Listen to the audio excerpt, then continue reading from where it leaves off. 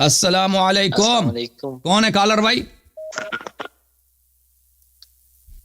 अस्सलाम वालेकुम। वालेकुम अस्सलाम। क्या नाम है भाई आपका? ताड़ा की नाम है? अलियार भाई मेरा नाम फरहान है और कहाँ से कॉल किया? ताल्लुक है मेरा कश्मीर तो कश्मीर ताल्लुक है से ताड़ा। जी जी, और बोलो जी, की हाल चाल में? अल्हम्दुलिल्लाह। अलियार भाई एक बहुत ही बड़े मसले में मैं फंसा हुआ था। मैं मसला ये था कि मैं अहले तशी हूँ और मैं एक लड़की को चाहता हूँ, वो अहले सुन्नत से। तो शादी करो ना उससे, अब क्या मुश्किल है? मुश्किल ये है कि वो अपना अकीदा नहीं छोड़ना चाहती ना। वो छोड़ देगी, छोड़ तो पहले शादी कर दो, फिर हो जाएगा सब कुछ। तो पहले कर लो, ठीक है ना? वो इंशाल्लाह एक दफा आपने शादी कर ली तो आहिस्ता आहिस्ता सब हो जाएगा, ठीक है ना? कोई प्रॉब्लम, मैं आपको गारंटी देता हूँ, आप कर लो इंशाल्लाह। उनसे प्यार से, मोहब्बत से, एहतराम से, उनको उनसे एहतराम करो, प्यार करो ना, तो इंशाल्लाह ऐसा ऐसा समझा के वो बच्ची समझ जाएगी इंशाल्लाह, ठीक है ना? वो तासुब अगर, लेकिन अगर नासिबी है, उनका खानदान ऐसा है कि शियों से बुग़्ज़ रखते, तो शादी नहीं करो, क्योंकि वो तेरा वो ऐसे ऐसे बुग़्ज़ अगर नहीं रखते तो शादी कर लो भाई। हाँ, अगर बुग़्ज़ नहीं रखते, शियों से दुश्मनी नहीं रखते, तो शादी कर लो, इंशाल्लाह वो हो जाएगा। ओके, वो कहती है कि मैं नहीं करूंगी, एक दो हमारे लिए भी ढूंढ ले, नहीं छोड़ूंगे। अच्छा ठीक है। ओके, थैंक यू सर, अल्लाह आपको जज़ाए खैर दे। ओके जी, अस्सलाम वालेकुम। कौन है कॉलर भाई? वालेकुम अस्सलाम वरहमतुल्लाहि वबरकातुहू। जी सर, अल्लाह आपको जज़ाए खैर दे। क्या नाम है भाई? मेरा नाम है जी अब्दुल वाहिद। कहाँ से कॉल किया अब्दुल वाहिद साहब आपने? पेशावर से, पाकिस्तान। जी सर, क्या हुक्म है अब्दुल वाहिद भाई? हुक्म तो नहीं है, अर्ज है सर। पहले आप सुनाओ, आपकी तबीयत ठीक है? अल्लाह ताला का बहुत एहसान है, मेरी तबीयत सही है। अच्छा भाईजान, मैंने कुछ एक दो सवालात करने थे आपसे। जी सर, बोलें। ये जो हसन रज़ियल्लाहु शहीद हुए थे करबला में, जी, तो मतलब इनको बुलाया किसने था? इनको बुलाया था कूफे वाले, इराक वालों ने। कूफे वाले ने सर? हाँ, कूफे वाले, इराक वालों ने। जी, तो कूफे में जो लोग बसते थे वो कौन थे? उसमें बहुत सारे बनी उमैया के लोग थे, कूफे में रहते थे ना। कूफा सन 61 में, हाँ सन 61 में कूफा जो था 20 साल से बनी उमैया के तहत हुकूमत आ चुका था। और कूफा एक बहुत ही बाबरकत इलाका है, यानी वहाँ पे ज़राअत बहुत है, बागात बहुत हैं, मवेशी वगैरह बहुत हैं, दौलत बहुत है इराक़ में। और ये एक सेंटर था, यहाँ पे हर जगह से ख़जाने के बैतुलमाल वो खराज वगैरह इधर ही आता था। तो लाजमी बात है, कूफे में बहुत सारे रहते थे। कौन? बनी उमैया रहते थे। और कूफे के लोग, जिन लोगों ने ख़त लिखा है उसमें बहुत ज़्यादा बनी उमैया के लोग हैं। यानी इमाम हुसैन अलैहिस्सलातु वस्सलाम को जिन लोगों ने ख़त लिखा है, वो तारीख़ तबरी में उनके नाम मौजूद हैं अक्सर के, और बहुत सारों के नाम नहीं मौजूद। तो उसमें बहुत ज़्यादा बनी उमैया के लोग हैं कि उन्होंने ख़त भेजा इमाम को आने की। तो दूसरी जानिब से बहुत सारे कूफे के जो गैर बनी उमैया के लोग थे, उन्होंने भी ख़त भेजा। तो मुझे जो लगता है कि बनी उमैया वालों ने वो एक दुश्मनी में ख़त भेजा था, वो कि इमाम अलैहिस्सलाम इधर आ जाएं, फिर उनका मंसूबा यही था कि उनको कत्ल करेंगे, और वो अपने मंसूबे में कामयाब हो गए। और जो लोग कूफे के लोग थे उसमें शिया बहुत कम थे। शिया इस मानों में कि वो अहले बैत अलैहिस्सलाम को इमाम माने, ये लोग बहुत कम थे। कूफे के लोग में अक्सर जो लोग थे वो अहले बैत अलैहिस्सलाम से मोहब्बत करते थे, लेकिन वो अबू बकर उमर को भी खलीफा मानते थे, लेकिन उस्मान को वो जालिम मानते थे, और मुआविया के वो मुखालिफ थे, और यजीद को नहीं मानते थे। तो अक्सरियत उन लोगों की थी। ओके, जिन लोगों ने खत लिखे वो ये लोग हैं। ओके, समझ आया बात? जी, मैंने इस तरह सुना है कि मतलब कुफा में शिया ज्यादा बसते थे। वो देखें, शिया तशय्युअ हज़रात ने भेजा, आपके उलमा आपसे ख़यानत करते हैं। शिया के दो इस्तिलाह हैं। जैसे मैं आपकी खिदमत में अर्ज़ करूँ कि पाकिस्तान देखें, अगर आप सन 1970 में होते हैं ना, पाकिस्तान दो पाकिस्तान, एक मशरिक़ी पाकिस्तान, एक मगरबी पाकिस्तान।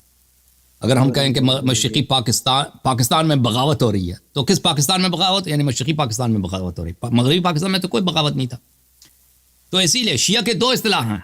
एक इस्तिलाह है शिया, ये वो लोग जो हम हैं ना, हम अबू बकर उमर को खलीफा नहीं मानते, उस्मान को खलीफा नहीं मानते, اہل بیت علیہ السلام کو امام خلیفہ مانتے. وہ سن لو بھائی پلیز میری بات سن لو, نہیں بولو. اہل بیت علیہ السلام کو ہم کیا مانتے ہیں؟ امام منصوص من اللہ مانتے ہیں.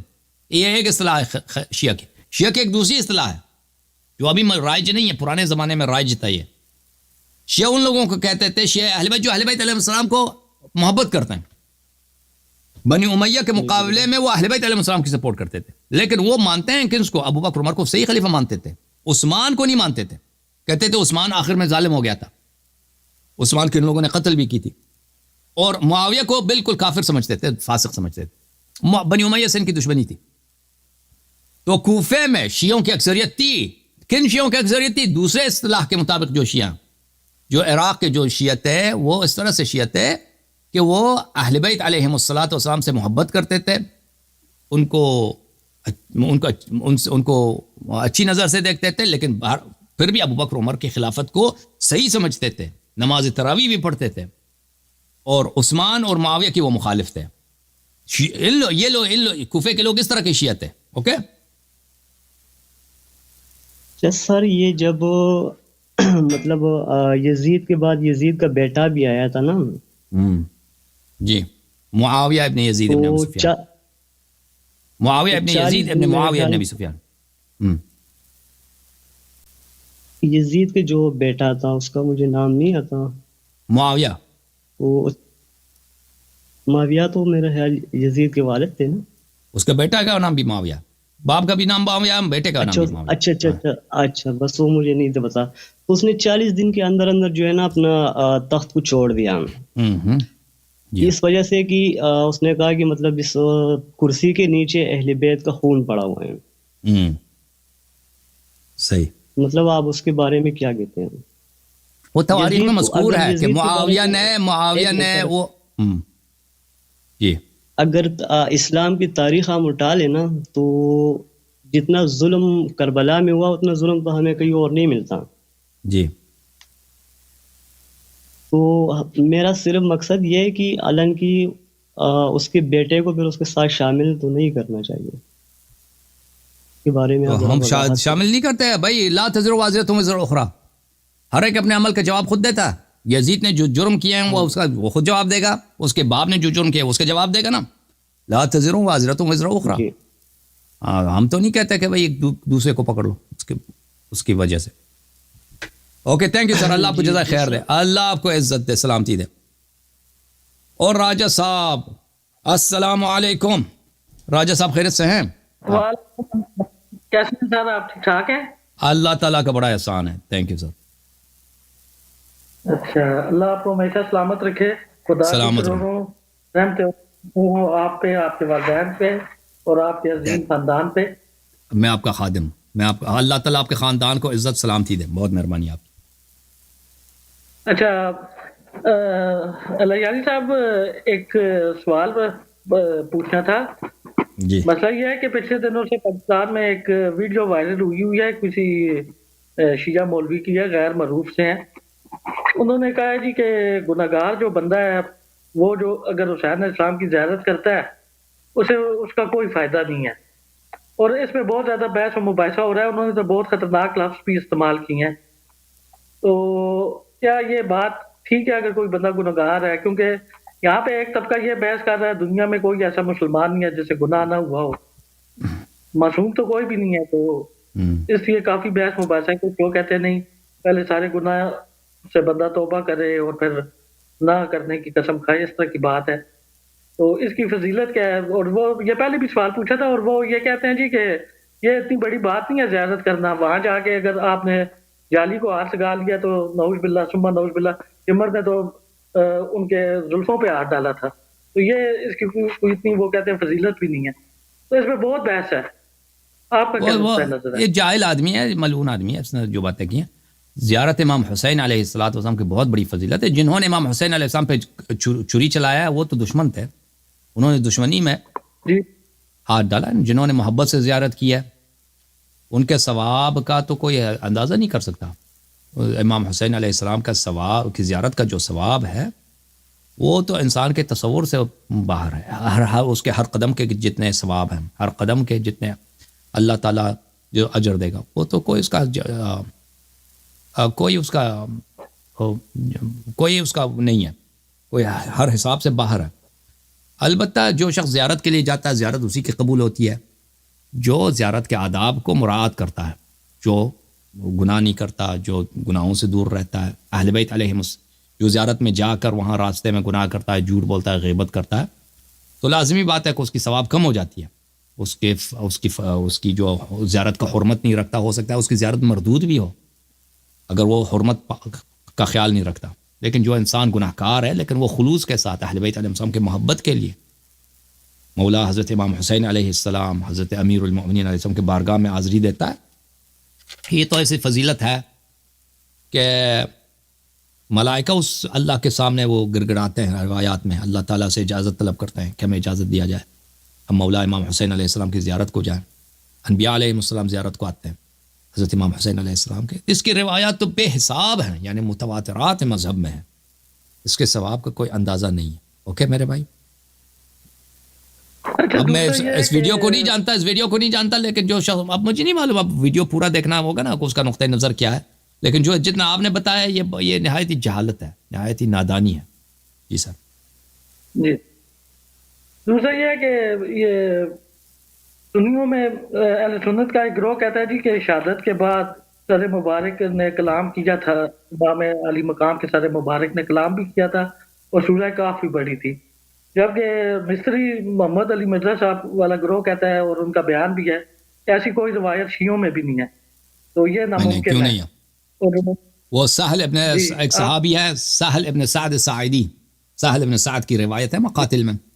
وہ خود کہتا ہے میں نے دیکھا امام حسین علیہ السلام کے سر مبارک سورہ کہف کی آیات پڑھ رہی تھے اور میں نے اس کے جواب میں کہا کہ یا ابن رسول اللہ، آیا یہ ہے نا ام حسبتم ان اصحاب الکہف والرقیم کانوا من آیاتنا عجبا، تو میں نے کہا کہ آپ اس سے بھی زیادہ باعث تعجب ہیں، زیادہ باعث عجب ہیں. یہ تو حدیث روایات میں بکواس کرتے ہیں جو کہتے ہیں اس کی حدیث نہیں ہے.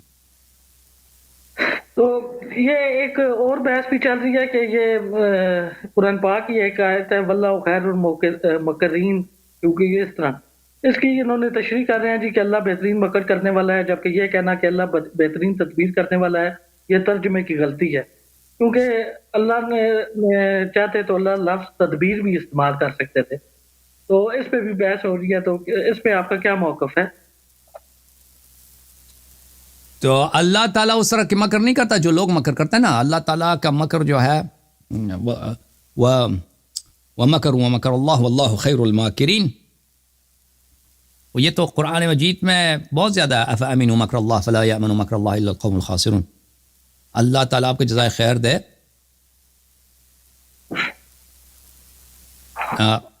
اس میں جو روایت ہے، میں ایک منٹ میں روایت لے کے آ جاؤں ایک منٹ.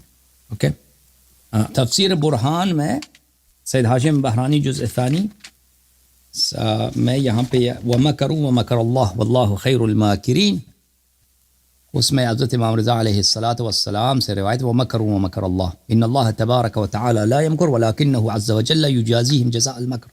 اللہ تعالیٰ جیسے لوگ مکر کرتے ہیں اس طرح مکر نہیں کرتا. اللہ تعالیٰ ان کے مکر کا ان کو سزا دے دیتا ہے، ان کے مکر کا سزا دیتا ہے.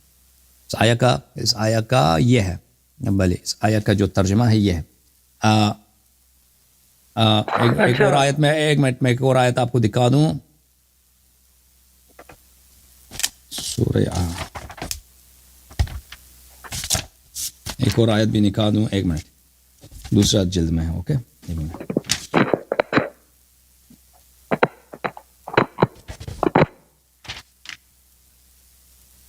یہ تفسیر برہان ہے، جلد نمبر ہے 3، جلد نمبر 3 ہے.